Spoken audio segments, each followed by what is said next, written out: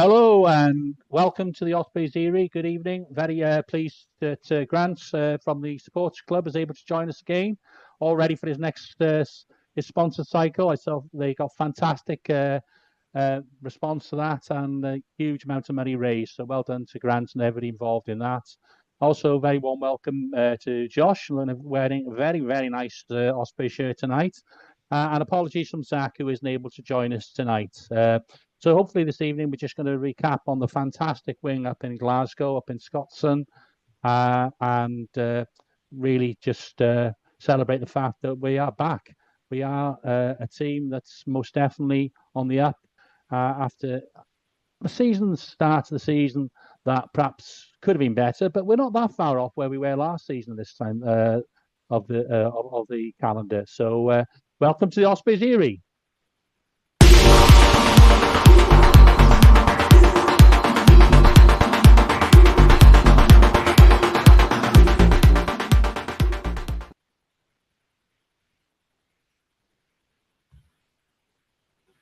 Okay. Hi. So do you want to start off, Grant? What were your feelings on Saturday night? Did you go through an emotional roller coaster? Oh, exact words. Yeah, roller coaster was definitely the story. Friday morning, I was toying with the idea of driving up in the morning, and still Saturday morning, it's like, oh, just don't be stupid. Don't. Oh my God, yeah. Even after the kick went over the post at the very end, okay, and the next 3 seconds where I thought he'd missed, okay, until the camera panned down slightly and showed the linesman sticking their flags up. Yeah, yeah. An emotional roller coaster. My heart was like bouncing out of my chest at the end of the game. What about you, Josh? How was it for you? Oh yeah, not good for the nerves. Yeah, I think my poor dog was jumping out of her skin, to be honest, with my reactions in the last sort of 10 minutes. Yeah, when that kick at the end, it was terrible camera angle on that kick at the end because I had no idea if it went over or not. I was like, well, if it misses, hopefully I'll be able to hear it because the Glasgow fans will go absolutely mad. And because it was quite like a tepid reaction. Silence. Yeah, exactly. I was like, oh, he's got this. He's got this. And then the flags went off. I was like, absolutely buzzing. Yeah, shout out to the Osprey fans who made it up there as well. They certainly hopefully enjoyed that evening. And what a match. Where do you think it rates in our sort of away wins over recent times? Recent times is right up. It's hard to say because we've had a few good results, haven't we? You start back at some of the performances we put in. There were some really unexpected, really good performances recently, but you got to remember we still left like 5 tries in, didn't we? At the end. Going forward, there's some spectacular rugby, but oh God, yeah, you can't say it's the best performance when we won in the 82nd minute. No, and I think Mark Jones summarised that quite succinctly, didn't he? You know, it wasn't a perfect performance, but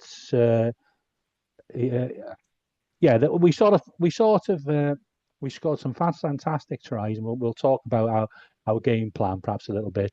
But we did let ourselves down with some 1 or 2 mistakes, which built pressure on us, rather than Glasgow really deserving to put pressure on us and score tries. Yeah, and I'm sure as a coach, those are the type of things as players in the review. So, well, if we'd just done this bit better, we wouldn't have put the opposition in that sort of those sort of positions and opportunities to score. Yeah, 100%. I felt like we had to win the game a few times. I think we didn't really make Glasgow work that hard for their tries. No, but I don't think those shouldn't be too hard to fix. They're not difficult fixes. I think a couple of kickoff receipts we maybe put down and a couple of silly errors of sealing off. There should be relatively easy fixes. So we could have won even more comfortably than we did. Yeah, it was a bit of a Shakespearean tragedy, wasn't it? At times with and very there was Eyrie in it, their last minute try, which probably should have won the game, but the Scottish play went in our favour in the end. So brilliant win. Okay, so we started off strongly. Probably the best first quarter we put on away from home this season. What do you think was the game plan and how we approached that first at the Glasgow? I haven't lost. I think they've lost 1 game at home in the league in 2 years. But we certainly had the feeling we had a game plan that could challenge them. But it was a good combination, wasn't it? In terms of like ball in hand, okay, it's very, very pacey. That Kieran Hardy's kick in most of the night was absolutely brilliant. Yeah. And there was probably maybe 4 really wayward, box kicks, okay, which didn't help us. But his kicking in general really put some pressure on Glasgow, and we were almost victimising Hastings for the first quarter of an hour. Yeah. Yeah. No. Really looked like we looked to target Hastings, didn't we, early on? And I thought Kasande especially was superb in the air. I know he won quite a few aerial duels, and he looks quite some player. But yeah, it really looked like we targeted him. And yeah, with Hardy, I really like his box kicking game. I do think he had a few wayward ones towards the end, but I put that partly down to fitness, because he obviously hasn't played many 80s, and Ruben Morgan-Williams has been starting most of the season. Yeah. So I think there was a few wayward ones towards the end, but I think once he gets a bit more match fitness, a couple more 60, 70-minute performances in a row, then we'll see a lot more consistency there. Yeah, he's certainly looking like a good signing now, isn't he? We have 2 genuine, very good scrum halves, and I think Cassandre. I think the difference maybe to last year is we do have an aerial threat on one wing. Like when we, no disrespect to Luke Morgan or Ryan Combier, but when you play them with Keelan, you haven't got even one side where you've got a big man, and you can see that with Keelan with Cassandre, how he is definitely a threat on chasing up those kicks, and he's physical as well. So yeah, that's definitely an added a little bit to our game. Obviously, I believe Sam Parry is very unhappy with Morgan Morse, because in those 5-meter lineouts, he's the person supposed to be at the end and going over the line. But he don't think he was doing his best after getting his darts right to try and get the back of that ball. But Morgan Morse was over in in no time at all. Yeah, but by the time he got to the back of the wall, Deevesy was checking Morgan Morse over the line. Yeah, and that was a great way to. And the second try was absolutely superb, and I'm glad Morgan Morse is getting some game time. We'll talk a bit afterwards about the impact that Morgan Morris was able to make off the bench as well, and that early substitution, which I think was good planning on the behalf of the coaches. But he does offer something for number 8 that not many players, well, certainly in Wales, can offer. His footwork and his speed off the back of the scrum set up that try. Yeah, he's just so powerful. I think he's got a massive USP in his speed off the mark, as you say, and his power through contact and his ability to use footwork really close to the line at quite high speeds. Yeah, and for a man of that size, is impressive. Yeah, I think we've got one hell of a prospect there. Definitely, yeah. I would be surprised if he doesn't go on the Wales tour in the summer.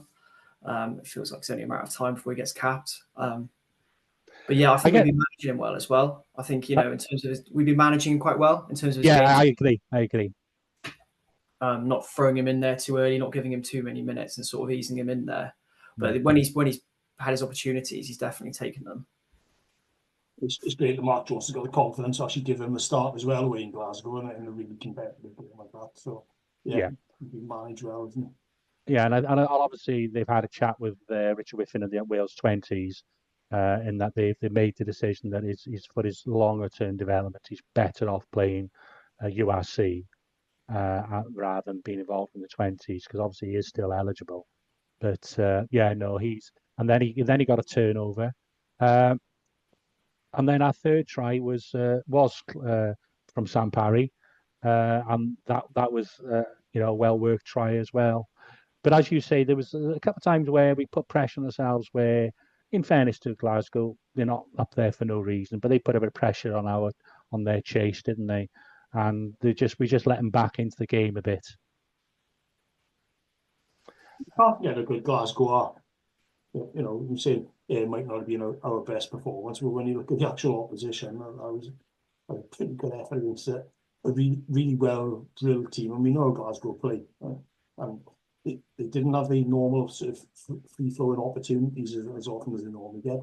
We gave them opportunities. They toughed it over the line. Yeah. Every time, didn't they? Yeah, no, and and I think when you look back at sort of our strengths from previously, we haven't sort of lost any of those. Our line-out and scrum is still strong. Our defence is still strong. What we're adding is a little bit more on attack, and that is only a good thing. And I'm sure that's something the coaches probably talk to them about, that we can't just suddenly start playing touch rugby. We still got to get our defence right and still got to get our basics right. I don't know if you noticed, we have a new line-out forward. Oh, yeah. Keelan Giles, where he's coming into the front of the line. And I think it's quite funny because obviously he's there for a set move, and the idea is it comes down to the scrum half, and in this case Hardy's chance, and he's coming on the inside line. But fair play to Keelan, just doesn't stand there. He does put his hands up in the air as if he might be about to receive it. Yeah, and then obviously just to make it more difficult for ourselves, we gave a try away just before half time. But we still went in the lead into half time in the lead. Second half was a different game. I think it was almost 30 minutes when neither team scored. And I thought, and I mentioned on the wrap, that I thought the opportunity to bring experienced players like Morgan Morse and Will Spencer on in the second half fairly early, probably where the difference in us not just losing and winning the game. They got so much experience by now. And they not that the second fender was having a poor game at all. He's really getting back to his best, but I think having those fresh legs and that experience did help. But we almost managed. We obviously had a plan where we attacked the short side. I don't know if there was one scrum, I think, which Dan just knocked it on. But we would obviously, had he not knocked it on, we might well have threatened that. And then when he didn't, he put in a lovely little pass to Keith, and Kieran made a great break, and we scored a fantastic try. And all the tries were finished off very well by Kieran Hardy. He had confidence in his own pace to get over. So I think again, I'm sure it's not just Mark, but I think all the coaches have done their homework. Oh, definitely. It's like they were saying about the Wales-France game, I know, early on in the Six Nations, where it looked like we were just going around the corner playing quite obvious rugby that was quite easy to defend, quite easy to pre-read. So, yeah, it really looked like we varied our attack quite well against Glasgow, kept them guessing. The defenders didn't know which side to sort of load up on. And yeah, we did really well attacking down that short side. And also, when you attack down that short side, also having options with short balls at the back. So those defenders there, if their number's down, they're having to make decisions on who they need to mark. And that's sort of when, Keith went through again. He just seemed to be breaking tackles for fun that game, to be honest. I think he had like the most defenders beaten. Yeah, 6 defenders beaten. Yeah. He just looked unstoppable. It looked like when he first burst on the scene, and he was compared to Scott Gibbs, and he looked like he was just running over players left, right, and centre. He looked like he was kind of coming back to that sort of form. I thought he was the man of the match for me. Definitely, he was superb. Grant, anybody stand? It was a good team performance, but anybody stand out for you? Well, the Keith comment, just to reinforce Josh's comments on Keith. Someone's at the turbo, but not him. Okay, the pace he's in the line. Okay. He'd always like try and force his way over the line. But the speed he was coming into the line, it was like rewinding to when we were playing. Well, when they were playing in front of no crowds and playing in St Helens, some of the games early on where he's playing with Crowther on, he's making break after break. It was really impressive. My big call in terms of performances, okay, is Tipperick, and the fact he's the elder statesman there, right?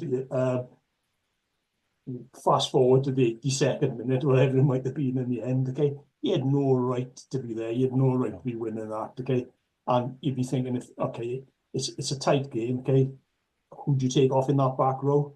And you're thinking, do you give Tips the break, okay? But oh my God, for him to be performing like that right at the end, fighting off God knows how many Glasgow players, and getting his hands on that ball was immense.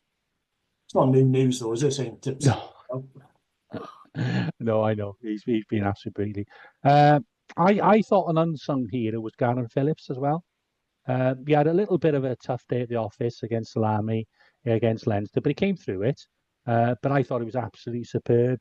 I think he made 17 tackles, hit loads of rucks, scrum went well. And, it's a sort of position, isn't it, prop, where you only get, it's very noticeable when you don't have a good game. But when you just do your job, you scrum well, you make your tackles, you hit your rucks.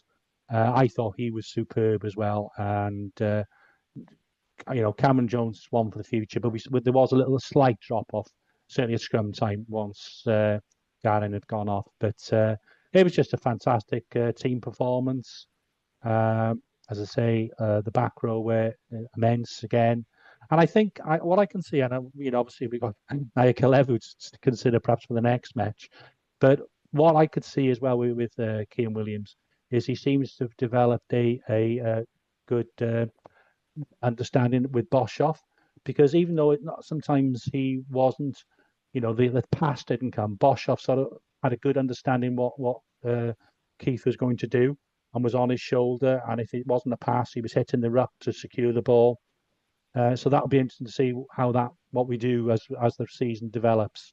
But certainly he's another player who just quietly goes about his job in a very efficient way. Out and out 13, and he plays the role really well, isn't he? Yeah.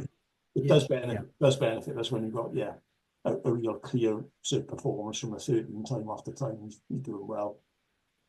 Yeah. He definitely comes across like a bit of a glue-like player in the back line. He sort of just gels everything together.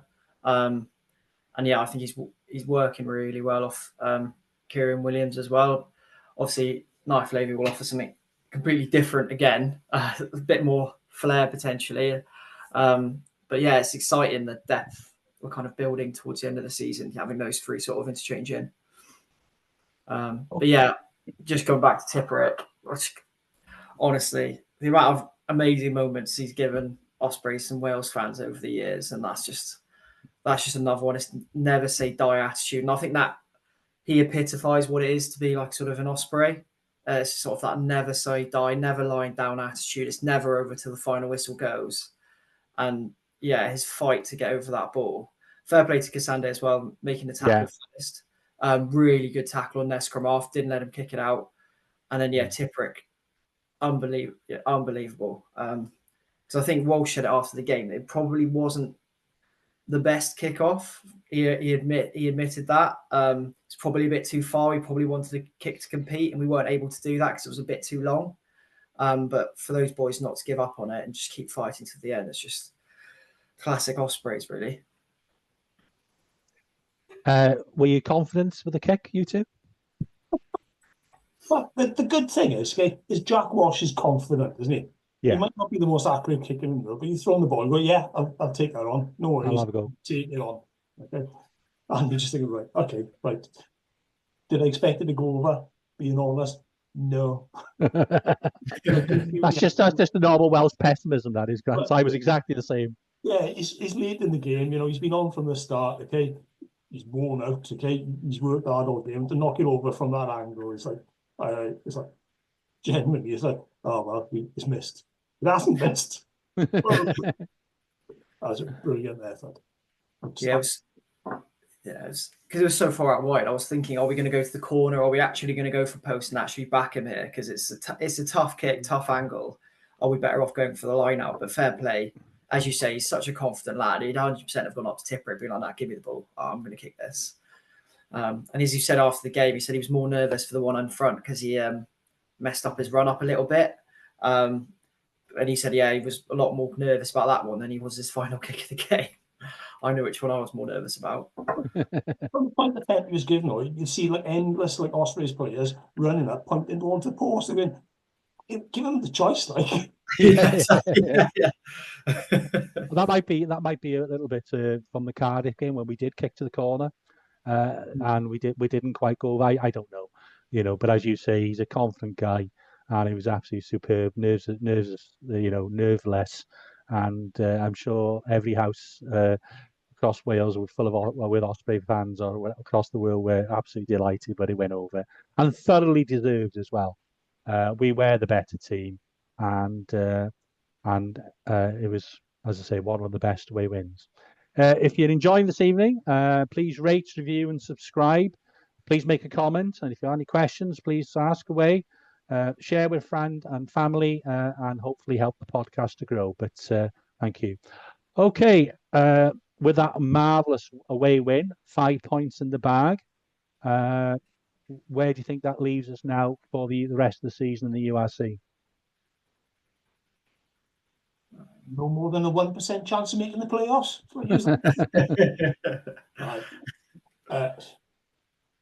It's just that confidence thing. It's that winning habit, and home game coming up next. You'd like to think, okay, let's just keep this momentum going now. And yeah, I'm confident. You look at some of the runnings other teams have got as well, and big grief, okay, we're actually looking like we've got a tidy run in as well.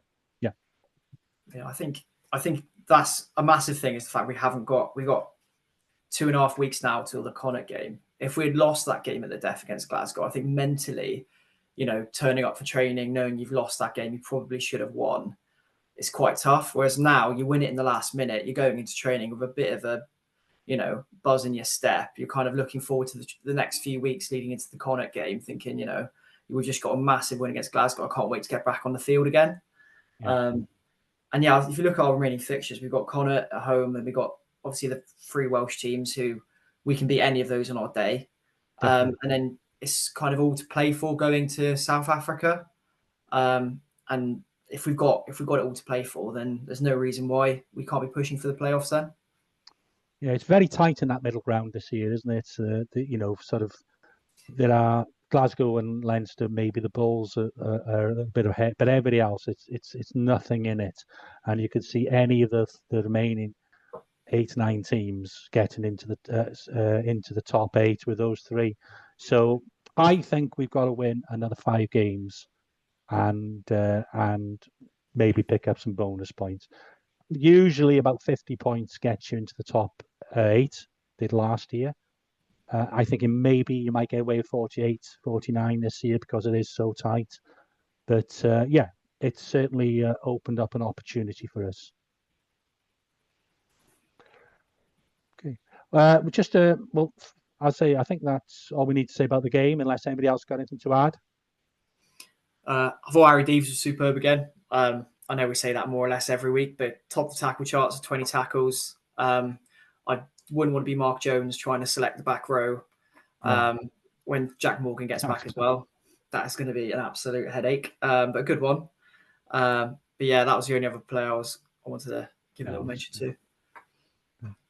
Okay, well, the only thing we will just touch on, obviously, we're very pleased that Dewi is back in the Welsh squad. Perhaps we were talking last week, thought might he be released, but obviously they've made Sheraton, the coaches of Wales, have decided that they wanted to keep him with the Welsh team.